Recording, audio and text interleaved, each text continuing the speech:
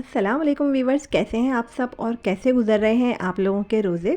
गर्मी की शिद्दत है और अगर आपके घर में तरबूज़ मौजूद है तो फटाफट बनाइए तरबूज़ का ये मज़ेदार शरबत और गर्मी को कह दीजिए टाटा बाय बाय, क्योंकि इससे आपको मिलेगी फ़ौरी एनर्जी। तो चलिए फटाफट बनाते हैं तरबूज़ का शरबत।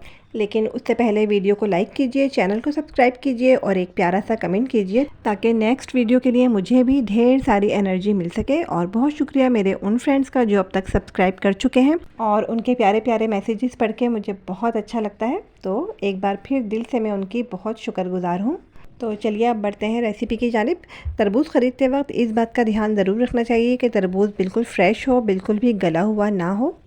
कभी कभी हमारे पास इस तरह का तरबूज़ भी आ जाता है जिसका कलर देखने में काफ़ी फीका होता है और खाने में भी वो बहुत ज़्यादा मज़ेदार नहीं होता।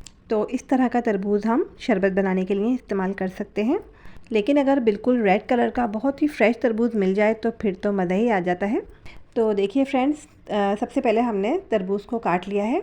बहुत ही रफली कटिंग करनी है इसकी, बहुत ज़्यादा फ़ाइन करने की ज़रूरत नहीं है। तरबूज़ की कटिंग हमने कर ली है। करना अब हमें ये है कि जो तरबूज़ हमने काटा है इसको हम ब्लेंडर के जग में डालेंगे और अब हमें इसमें चीनी ऐड करनी है। तो जितनी मिठास आपको पसंद है आप उस हिसाब से इसमें चीनी ऐड कर सकते हैं।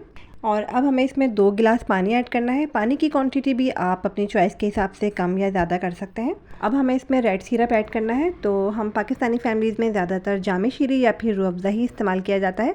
आपको जो भी पसंद है वो आप इसमें ऐड कर सकते हैं। और अब हमें इसको बहुत ही अच्छा सा फ़ाइन ब्लेंड करना है। इसको ब्लेंड करने का एक बहुत ही ज़बरदस्त फ़ायदा ये होता है कि तरबूज़ में जो ढेर सारे बीज मौजूद होते हैं इनकी ग़िज़ाइयत भी हमें मिल जाती है।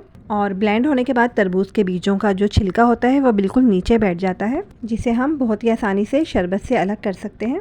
तरबूज़ का बहुत ही मज़ेदार शरबत बनके बिल्कुल तैयार है। अगर आप इसमें काला नमक या फिर लेमन जूस ऐड करना चाहें तो ये आपकी चॉइस है। मैं इसमें कुछ भी ऐड नहीं करती। अगर आपको पसंद हो तो इसमें आप तरबूज़ के छोटे छोटे क्यूब्स ऐड कर सकते हैं और बर्फ़ डाल के इसको ठंडा कीजिए और इन्जॉय कीजिए। और अगर रेसिपी अच्छी लगी है तो लाइक एंड शेयर ज़रूर कीजिएगा। और अब मुझे दीजिए इजाज़त, फिर मिलेंगे नई रेसिपी के साथ। जब तक के लिए अल्लाह हाफ़िज़।